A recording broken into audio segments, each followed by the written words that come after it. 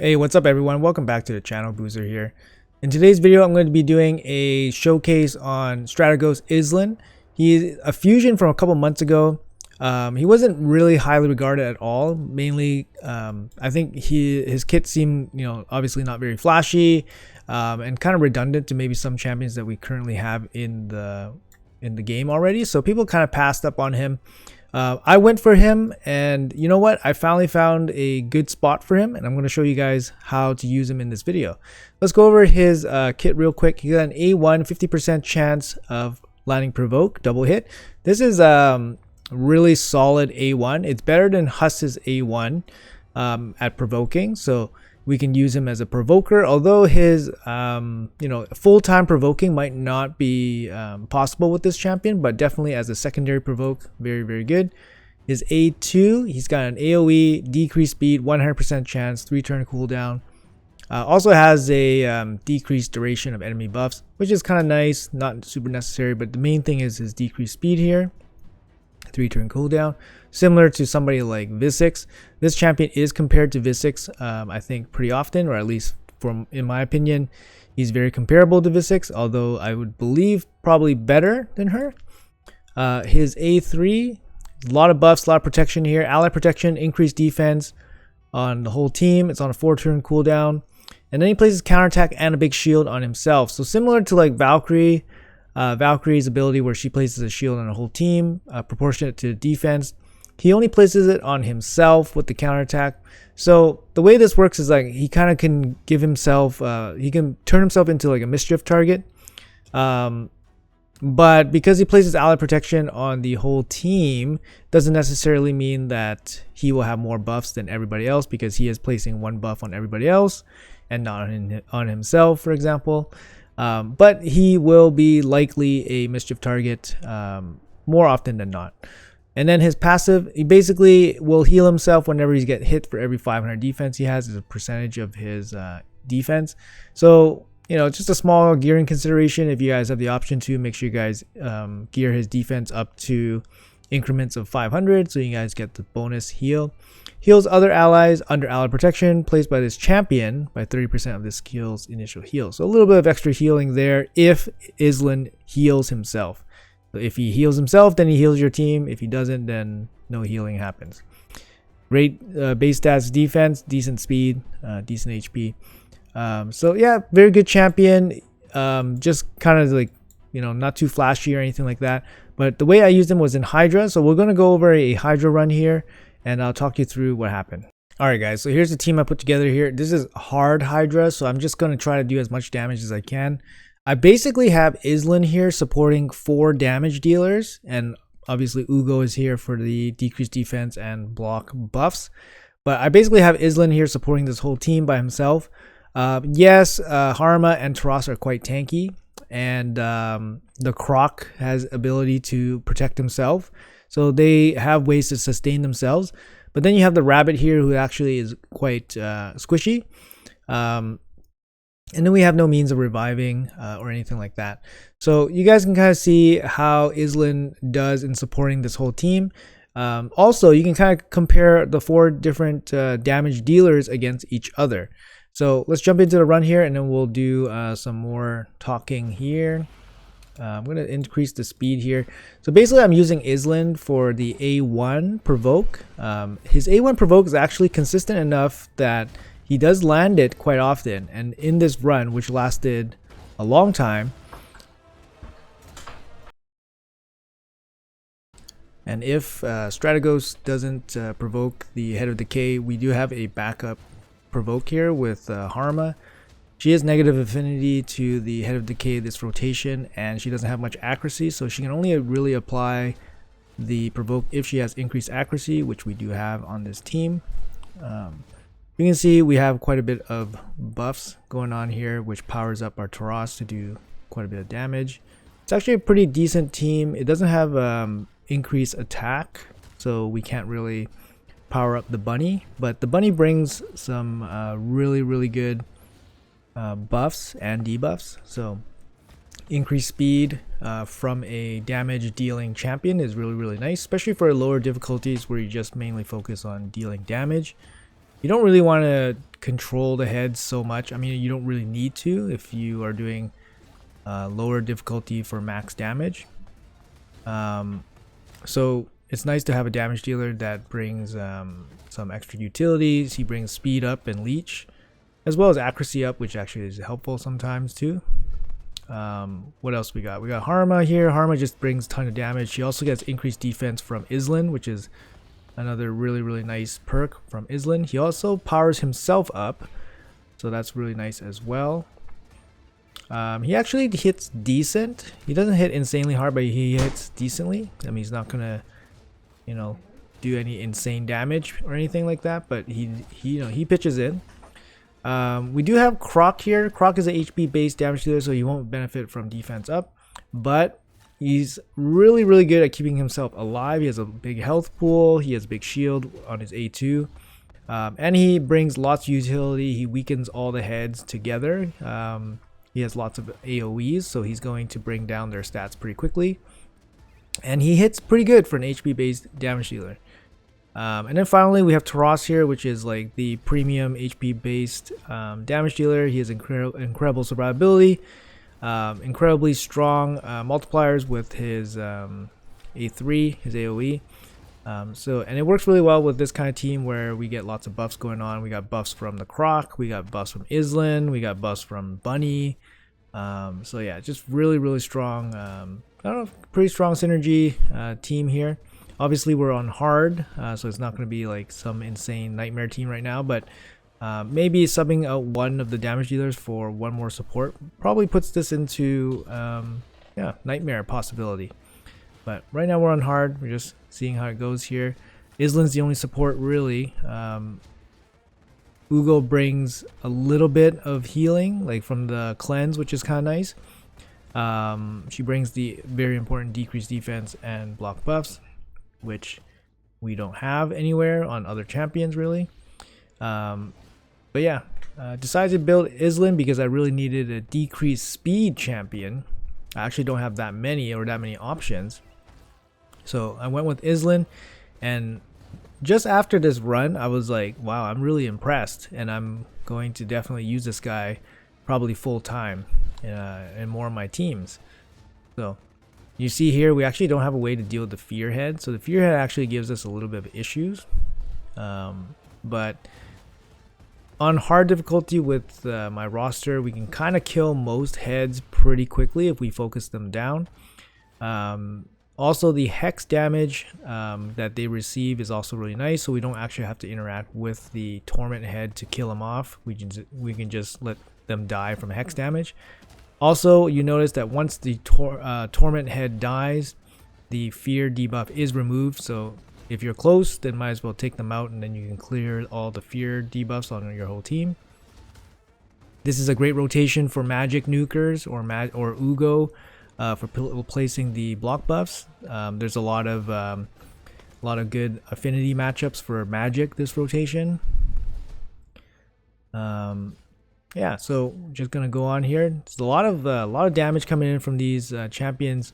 Not too much, not too much difficulty keeping everybody alive. I'm only using the counterattack. I do find that since Islin is kind of like the main provoker on this team, that he's not able to use his other abilities. Like sometimes I have to hold back the AoE decreased speed, or I have to hold back the defense up and ally protection. So it's not ideal to leave him as basically the only provoker, but if you have another provoker, that would be really nice. Or if you can have somebody in a provoke set just to help out. So Croc here is kind of like our AoE damage dealer, but he's in a hex set or curse set. Definitely gives him a big boost in damage, and of course gives the whole team a big boost in damage as well. So you can see here everything's kind of running really good. Our damage per turn is really good. Basically, if you're looking at, when I see like damage per turn, if I'm doing 1 million per turn, I'm expecting probably around 250 million run. So right now we're probably on pace for a bit more than that, so I'm really happy to see. I actually did a run earlier and I was averaging about 2 million per turn really early, so probably a little bit better RNG. from that run, but it did end earlier. I forgot what happened. I think my bunny died, which is the weakest champion on this team. Most likely to die for sure. So yeah, we're just gonna let this run go. I'm gonna speed it up here, and we'll see you guys at the end of the run.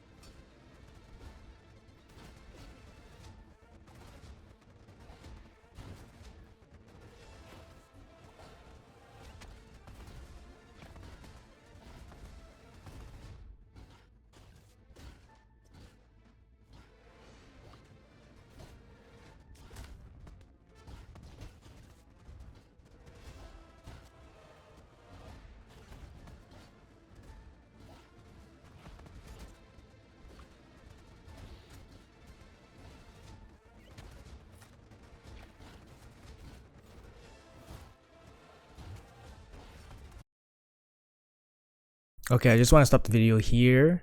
But basically, this is the point where Islin dies, and he died to the attack up Head of Wrath with the full team ally protected, minus I guess Harma here. But he basically took all that damage and then he died. So you can see his shield here is pretty low as well. So actually had no shield going into that. So there he goes. When he died, I was kind of surprised when he died, but he did die to an increased attack. I guess he has increased attack, decreased attack, but he kind of just died here. I was actually really surprised that he just dropped like that. So I know with ally protection, if you increase his, if he has like really good like crit damage, for example, then he's going to deal extra crit damage to himself. But yeah, you can see like this run actually had quite a bit more time left. We only had 180 turns. I think with this team, it could easily go to like 250 turns. So we're probably looking at close to 400 million damage run if it goes to like 250 or so. But yeah, I was kind of surprised that Islin died there. He has pretty good, I think pretty good survivability stats. But overall, I'm still very happy with this run, so I wasn't going to shut it down here or anything like that. But our team's going to fall apart here without our support and provoker. So it's going to end here pretty soon. Just about 1,000 turns into this run, so lots of room left to go. But you can kind of see here, this is actually a pretty interesting comparison if you guys were ever interested in what these damage dealers were capable of.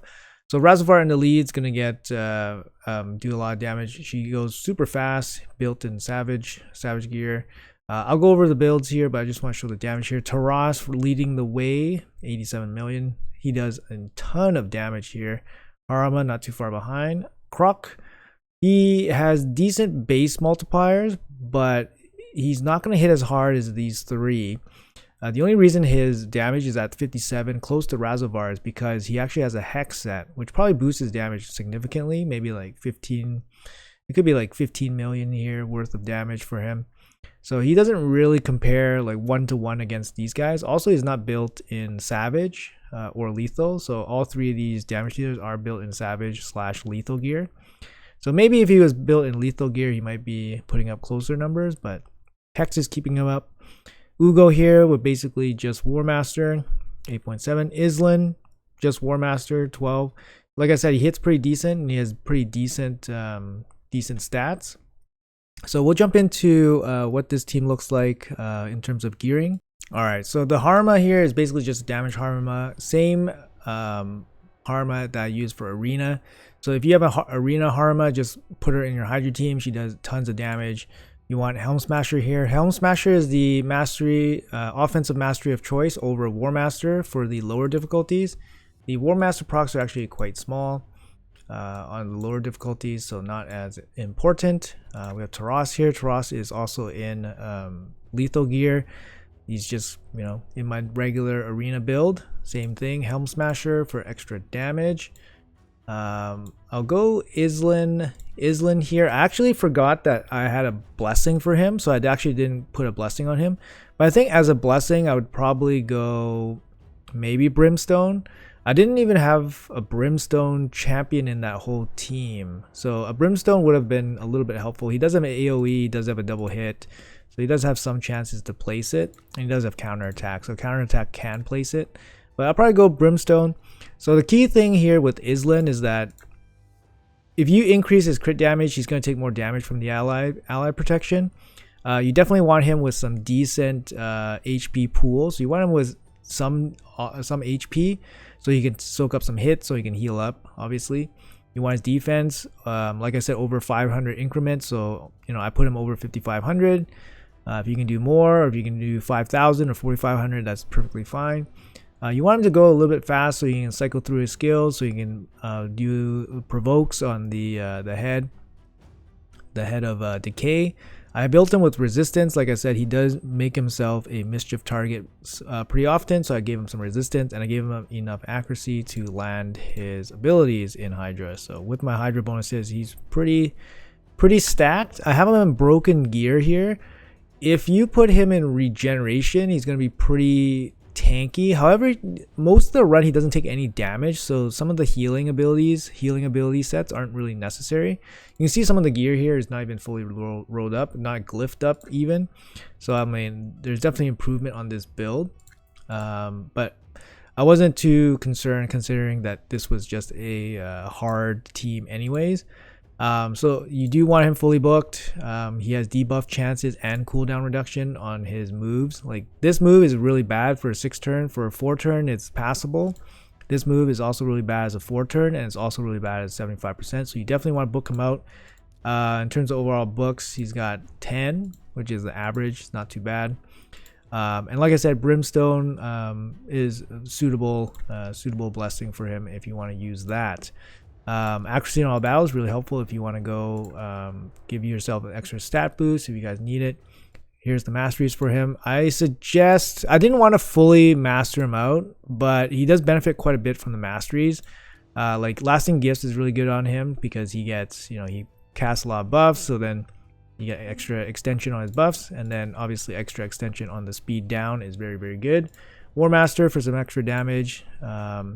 And then I gave him a little bit of survivability on his shields here.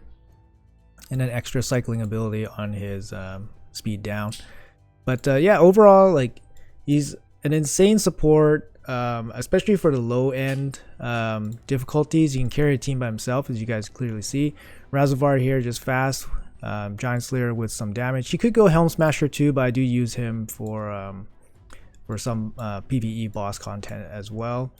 And then I believe, who's the last guy? The crocodile here. Got him in hex gear.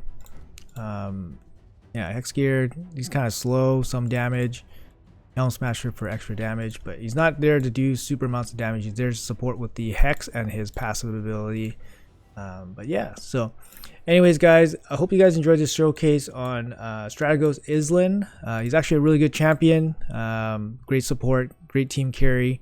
Hopefully you guys take him out of the vault, give him a try, and I'll definitely be using him. I mean, I'm not going to build this champion with all these resources, books, and masteries as a free-to-play player and then not use this guy. So I'm definitely going to use him, and he's probably going to be a permanent champ on one of my hard teams, maybe even brutal team.